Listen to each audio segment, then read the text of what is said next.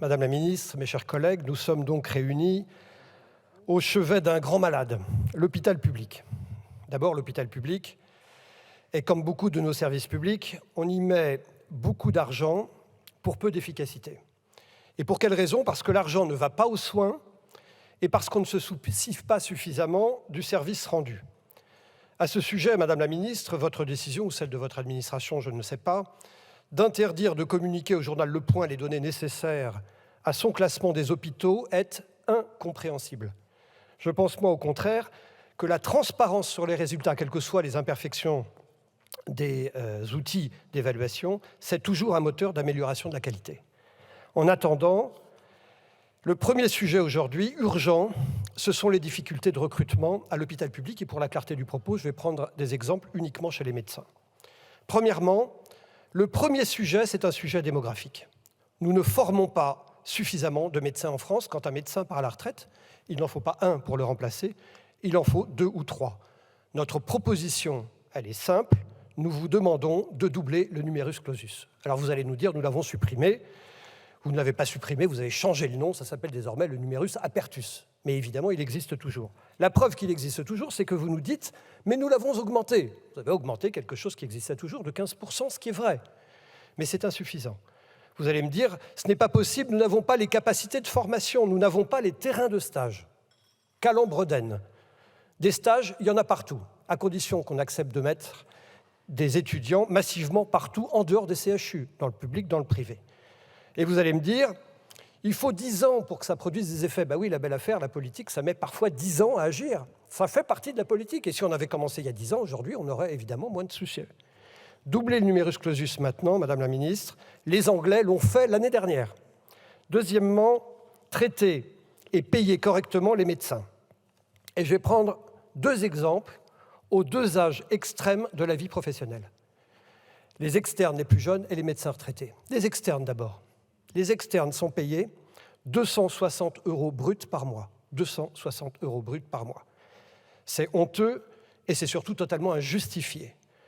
Nous, les Républicains, nous vous demandons de payer désormais les externes au SMIC horaire. Et si vous ne le faites pas, nous le proposerons lors du futur PLFSS.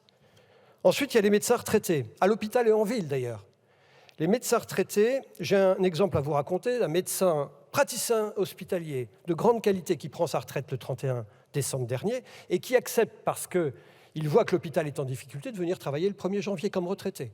Il était praticien hospitalier, dernier échelon, il est réembauché, attaché, premier échelon, le plus bas du plus bas du plus bas de l'échelle des salaires de la fonction publique. Évidemment, comment voulez-vous que les médecins retraités veuillent revenir travailler dans ces conditions?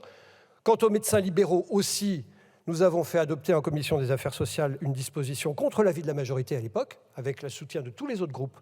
Ça a été repris dans le 49.3, fort heureusement, d'exonérer les médecins retraités des cotisations retraite. Nous l'avons voté, adopté au mois de décembre, nous sommes au mois de mai, toujours rien. Madame la Ministre, je pense qu'il faut faire adopter, appliquer la loi par votre administration. Pour les médecins retraités, nous proposons qu'aucun médecin salarié en cumul emploi-retraite ne puisse être rémunéré sur une base inférieure à celle qu'il avait avant de prendre sa retraite.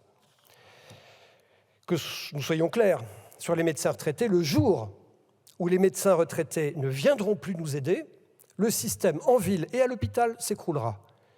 Enfin, troisièmement, un hôpital public qui fonctionne, c'est un hôpital public qui fait confiance à ses personnels. Arrêtez de nous engluer dans des tâches administratives.